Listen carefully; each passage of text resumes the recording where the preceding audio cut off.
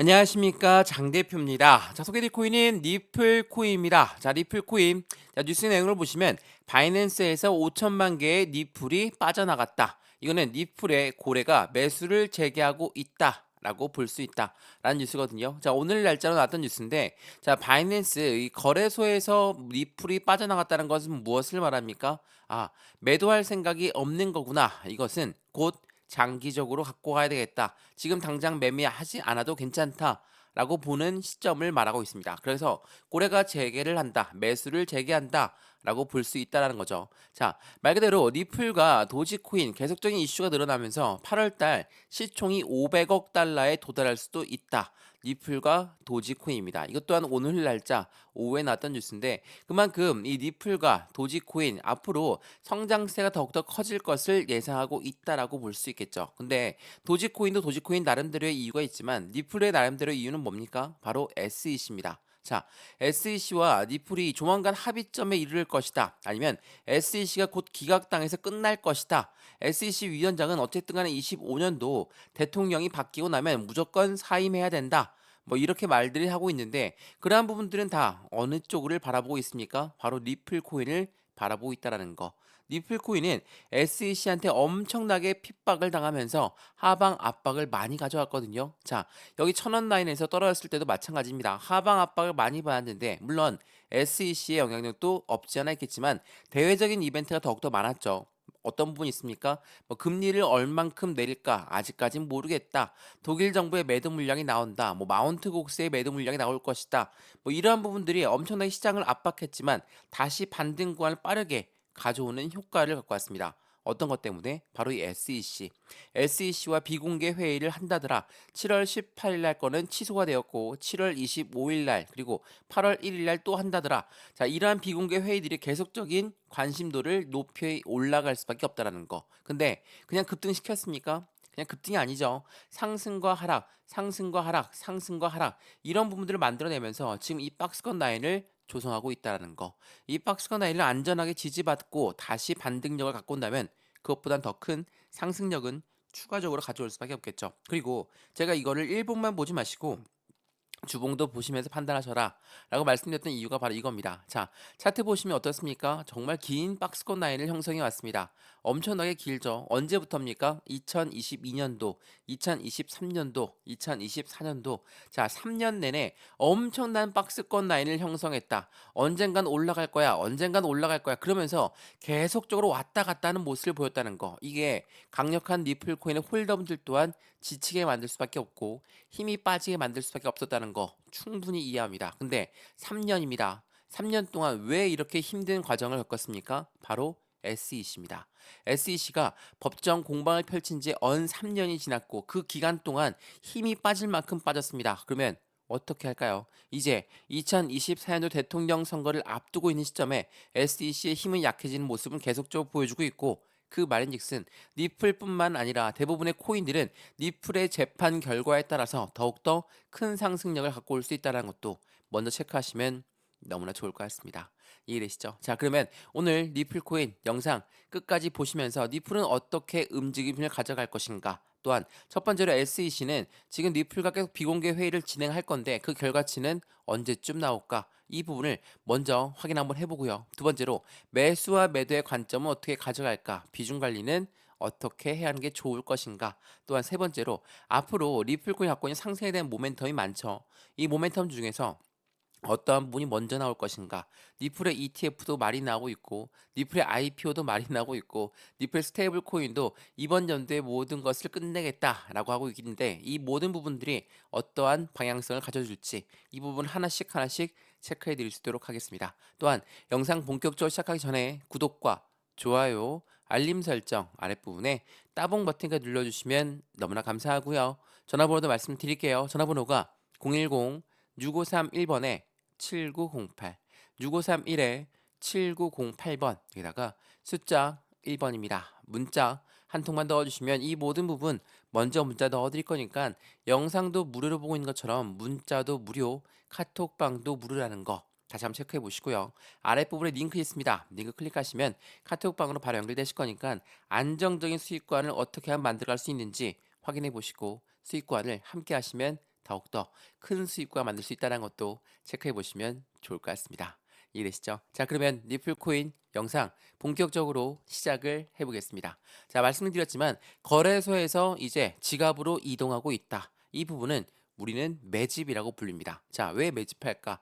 생각을 한번 해보시죠. 이게 7월 27일 어제 날짜 나왔던 뉴스인데 SEC 회의한 다음에 니플 가격은 급락을 했다. 투자자 불안이 지속되고 있다. 급락하고 있다라고 합니다. 물론 많이 떨어진 건 아니죠. 850원 라인을 계속 두드리다가 떨어졌습니다. 그래서 지금 800원대, 800원과 850원 사이에 있는 830원대를 왔다 갔다 하고 있죠. 근데 이게 SEC 회의가 비공개 회의였다는 것을 놓치면 우리는 절대 안 되죠. 비공개라는 건 뭡니까? 말 그대로 공개를 안 하겠다라는 겁니다. 아직 결정한 건이 없다라고 볼 수도 있겠죠. 그래서 그렇기 때문에 계속적으로 이 비공개 회의를 이어나가는 경우일 수도 있습니다. 근데 우리는 다들 알고 있습니다. 2024년도 대통령 선거는 무조건 나올 수밖에 없어요. 미국 대통령 선거 때 얘네들이 화두 관심이 뭡니까 지금? 가상자산 시장이에요. 가상자산 시장을 왜 자꾸 이렇게 관심을 가져갈까? 그만큼 미국 국민들이 투자를 많이 하고 있는 게 가상자산 시장이기 때문에 민주당도 공화당도 이 부분을 잡기 위해서 열심히 노력하고 있다는 거. 오늘 새벽에 트럼프 전 대통령이 나왔습니다. 2024 비트코인 컨퍼런스에 나와서 어떤 이야기 했습니까? 앞으로 시장은 우리가 책임질 거니까 표를 주세요. 이렇게 이야기하고 있어요. 이 말인즉슨 이제 끝날 것이라는 걸 알고 있게라는 거. 그렇기 때문에 급락을 했다. 물론 사실상 급락은 아니지만 이러한 부분들이 시장을 압박하는 부분에서 우리 또한 매매 대응을 그렇게 서두를 필요가 없다라는 거. 이 부분 먼저 체크하시면 좋을 것 같고요. 자, 이거는 SEC 홈페이지에 나와 있는 내용입니다. 말 그대로 8월 1일 날짜의 새로운 비공개 회의 결과가 잡혔습니다. 자, 이러한 부분들이 SEC의 SEC 정보 홈페이지에서 보시면 확인될 수가 있는 건데 지난번 18일 날짜 자, 보여드릴게요. 7월 18일 날짜로 회의가 취소가 되었다. 그리고 7월 25일 날짜에 비공개 회의를 했는데 아무런 결과치가 없으니까 시장은 또 실망 매물이 떨어졌다. 물론 실망할 수 있죠. 3년입니다. 3년이라는 시간 동안 엄청나게 압박감을 가져왔는데 이제 비공개 회의를 하고 결과치가 나올 거 갈수록 예상했었는데 또 아무것도 안 나와. 이런 부분들은 당연히 실망할 수밖에 없죠. 근데 이러한 실망감에 그냥 매매 대응을 바로바로 해버린다는 것은 할 수 없는 일이죠. 왜? 니플 코인이 지금 많이 올라와서 매도하려고 하시는 겁니까? 그렇지가 않죠. 이게 지금 주봉이에요. 주봉상 보시면 이 1,000원 라인대를 어떻게 돌파하느냐가 중요할 수밖에 없는 시점이고 여기 오른쪽에 나와 있는 단가들 보이시죠? 이 단가들은 목표 단가가 아닙니다. 지지와 저항 구간을 체크해 놓은 거고 이 라인을 통해서 우리는 매수와 매도의 대응 전략을 같이 가져갈 수 있다라는 거. 비중 관리도 이 시점에 맞춰서 할 수 있다라는 거. 이게 굉장히 중요할 수밖에 없다라는 것을 다시 한번 체크해 보시면 너무나 좋을 것 같습니다. 이해되시죠? 자, 리플코인 다시 한번 850원을 두드리고 있습니다. 근데 제가 이거 항상 말씀드렸던 부분인데 6월 7일 날짜로 어떤 부분이 있었습니까? 이 6월 7일 날 블록딜이 발생되었다라고 말씀을 드렸습니다. 근데 이 블록딜이 나타난 단가가 700원이거든요. 근데 700원에서 많이 올랐으니까 이 블록딜한 고래들 또한 매도 시점을 잡지 않겠다. 이렇게 생각하시는 분 없으시죠? 여기에서 블록딜을 했습니다. 블록딜이란 게 뭡니까? 대량으로 매매를 했다라고 볼 수 있죠. 대량 매매를 했는데 이 고래가 유입된 건 어떻게 알 수 있을까? 자, 이때 얼마를 매도했습니까? 7,800만 달러입니다. 자, 7,800만 달러를 한 개인이 잡을 수 있겠죠. 잡을 수 있는데 이 대량으로 매매한다는 거, 블록딜이라는 거는 이 리플 코인이 매수자를 먼저 찾은 다음에 매수할 사람 손들어라. 내가 이렇게 싸게 좀 해줄게. 이런 다음에 매수가 되는 거예요. 근데 일반 개인이 이걸 매수했을까? 그렇지가 않죠. 물량도 물량인지라 엄청나게 많습니다. 근데 이 고래가 이 블록딜을 했다라고 한다면 지금 이 라인이거든요. 700원대. 물론 700원보다 훨씬 낮을 겁니다. 블록딜을 했으니까. 딜이라는 거는 가격을 디스카운트 해주게 된다는 거죠. 하방 압박을 받고 550원 근처까지 왔을 때 이 고래들은 어떻게 했겠습니까? 아, 블록딜 잘못했습니다. 내가 매도할게요. 이럴까요? 아니죠. 그 반대죠. 우리가 매도하는 사람이 얼마나 안 좋아서 매도하느냐 이걸 먼저 생각하는 게 아니라 이 매수자가 이 가격대에 왜 이렇게 매력적이라서 매수했을까 그 부분을 먼저 생각해야지 우리 또한 그 부분에 맞춰 대응 전략을 세울 수가 있다라는 거. 이 부분에 추가적인 매수 타이밍과 신규 매수 타임을 잡았다는 거. 이게 매우 중요할 수밖에 없어요. 이게 6월 7일이었거든요. 6월 7일 날짜 뉴스 한번 보시죠. 이게 6월 7일 날 변동성이 사라진 니플 미스테리한 1억 5천만 니플이 이동되었다. 1억 5천만은 7,800만 달러입니다. 엄청난 물량이 이동되었는데 이게 개인이 샀을까? 그게 아니라는 거. 그 부분을 다시 한번 판단해 보신다면 이 차트를 보시고 아 이제 많이 올라왔으니까 매도해야 되겠다. 물론 이렇게 단기적으로 보면 그렇죠. 근데 지금 시점에 주봉으로 보시면 여전히 바닥 박스권 라인에서 이제야 돌파 시도하고 있는 모습을 보여준다는 거. 이게 매우 중요할 수밖에 없습니다. 이해되시죠? 그래서 리플코인 제가 영상 여러 번 찍으면서 말씀을 드렸죠. 올라갈 때 영상을 찍는 게 아니라 내려갈 때부터 지금까지 영상을 계속적으로 찍어드렸던 이유는 하방 압박을 탄탄하게 받고 움직이는 겁니다. 그렇다는 건 뭡니까? 지지 라인을 청성했기 때문에 우리 이 시점에 추가적인 매수 타이밍, 신규 매수 타이밍을 잡아도 충분하다는 거. 이거를 다시 한번 체크해달라. 여러 번 말씀을 드렸다는 거고 이 부분 아직 끝나지도 않았습니다. 박스권을 돌파하지도 않았는데 여기서 매도할 일은 절대 없어야 된다는 거 다시 한번 체크해 보시면 너무나 좋을 것 같습니다. 이해되시죠? 자, 이 모든 부분들 여러 번 말씀드립니다만 먼저 문자 넣어드린다고 말씀드렸죠. 상단 전화번호 다시 말씀드릴게요. 전화번호가 010-6531번에 7908 6531에 7908번 여기다가 숫자 1번입니다. 문자 한 통만 넣어주시면 이 모든 부분들 먼저 문자 넣어드릴 거니까 영상 무료로 보시는 것처럼 이 문자도 무료거든요. 그리고 카톡방도 무료니까 들어와서 판단해 보셔도 절대 늦지 않는다는 거 다시 한번 체크해 보시면 너무나 좋을 것 같습니다. 이해되시죠? 자, 그럼 뉴스를 좀 더 이어가 볼게요. 말씀드렸던 SEC 홈페이지까지 보여드렸는데 이 SEC 비공개 회의에 대한 실망감이 나오면서 하방 압박을 받았다. 소송에 대한 해결 단서 없이 종료가 되었으니까 당연히 실망할 만하다.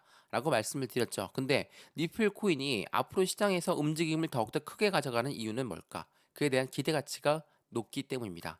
얼만큼 인기 유튜버는 얘기합니까? 730%의 리플 가격의 상승을 예상하고 있다. 왜 그런지 그 부분도 체크 한번 해봐야 되겠죠. 자, 최근에 SEC 힘이 많이 약해졌다라고 말씀을 드렸죠. 자, 이 속보 내용 많이 보여드렸는데 한 번 더 설명해 드리자면 미국의 CFTC 위원장은 누굽니까? 상품 선물 거래 위원회예요. 자, 이 위원장이 뭐라고 합니까? 암호화폐 80%는 증권이 아니다라고 했습니다. SEC는 뭐라고 했죠?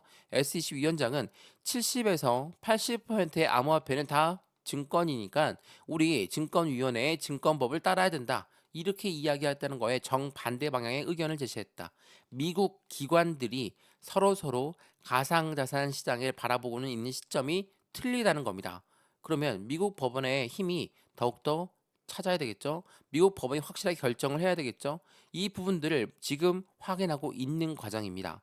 CFTC 위원장은 암호화폐가 아니라고 했고 SEC는 암호화폐라고 했다. 그래서 CFTC 위원장 뭐라고 합니까? 나한테 관할권을 주세요. 내가 이 관할권으로 확실하게 증권 상품 정의의 변화를 직접 만들어 놓겠습니다. CFTC 위원장이 이렇게 얘기했어요. 그 말의 뜻은 뭡니까?